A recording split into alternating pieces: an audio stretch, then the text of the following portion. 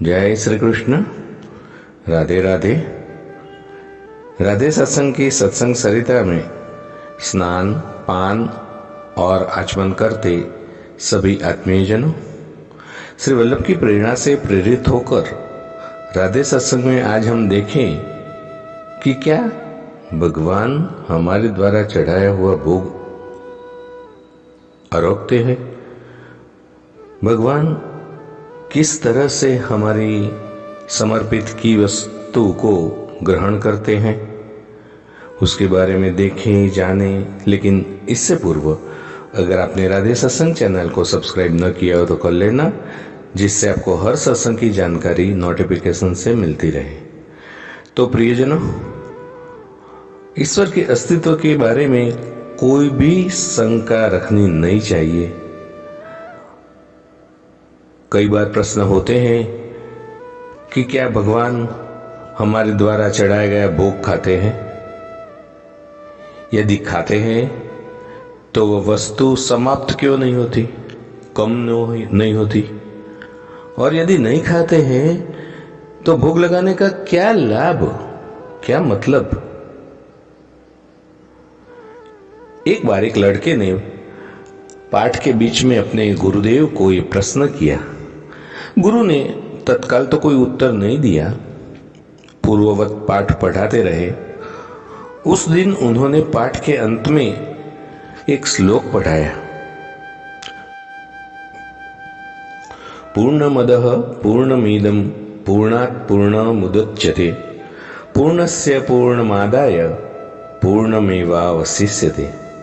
और पाठ पूरा होने के बाद गुरु ने शिष्यों से कहा कि वे पुस्तक देखकर इस श्लोक को कंठस्थ कर ले। 1 घंटे बाद गुरु ने प्रश्न करने वाले शिष्य से पूछा कि उसे श्लोक कंठस्थ हुआ कि नहीं। उस शिष्य ने पूरा श्लोक शुद्ध शुद्ध गुरु को सुना दिया, फिर भी गुरु ने सिर नहीं हिलाया। गुरु ने सिर नहीं करके ऐसा हिलाया कि शिष्य को समझ में आया कि जैसे कि ये श्लोक अच्छी तरह से कंठस्थ नहीं हुआ। फिर शिष्य ने कहा कि वे चाहे तो पुस्तक देख ले, श्लोक बिल्कुल शुद्ध है। गुरु ने पुस्तक देखते हुए कहा, श्लोक तो पुस्तक में है ही, तो तुम्हारे दिमाग में कैसे चला गया? शिष्य कुछ भी उत्तर दे नहीं पाया। तब गुरु ने कहा, पुस्तक में जो श्लोक है वो स्थूल स्वरूप में है। तुमने जब श्लोक पढ़ा तो वह सूक्ष्म स्वरूप में तुम्हारे दिमाग में प्रवेश कर गया।